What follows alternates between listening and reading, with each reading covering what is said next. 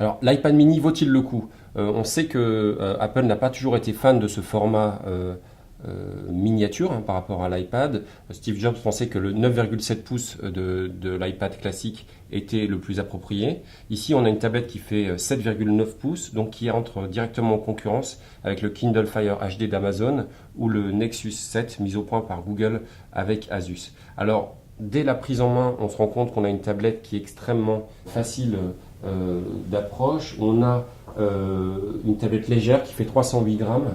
Elle fait 340 grammes pour le Nexus 7 et 395 grammes pour le Kindle Fire.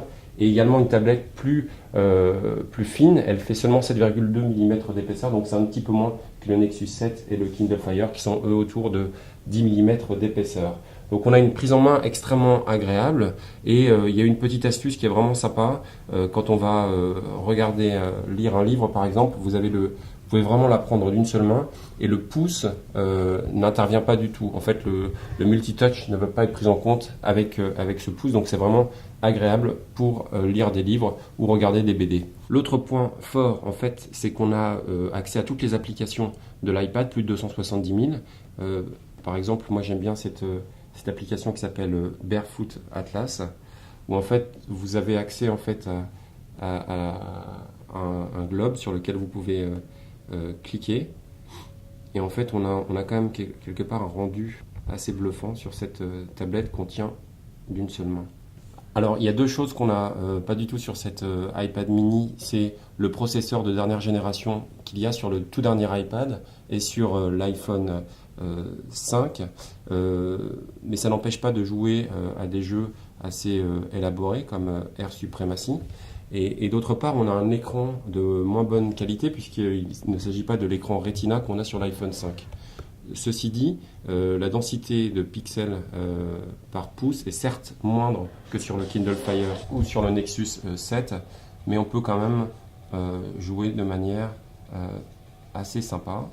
On n'a pas le tout dernier processeur, on a un processeur seulement A5, mais en tout cas dans les jeux d'action qu'on a essayé, on observe quand même une certaine fluidité.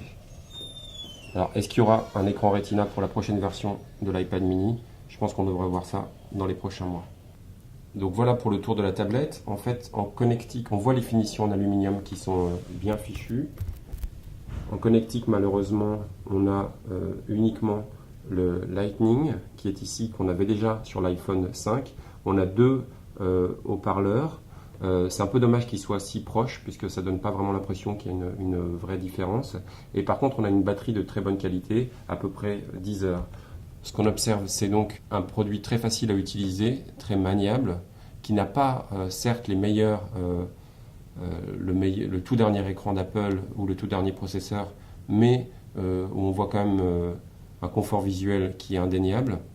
Ce qu'on peut peut-être juste reprocher, c'est le prix. On est à partir de 339 €, quand le Kindle Fire ou le Nexus 7 d'Asus et Google commence, lui, à 199 €. On a un capteur de 5 mégapixels à l'arrière de l'appareil, un capteur d'1,2 mégapixels à l'avant, ce qui peut être très pratique pour des visioconférences ou pour aller sur Skype, et puis les boutons de volume qui sont sur les côtés. Donc on a un appareil très fiable. On aimerait qu'Apple devienne un peu plus compétitif en prix, mais ça vaut le coup d'œil. Et surtout, on peut retrouver toutes les applications de l'iPad.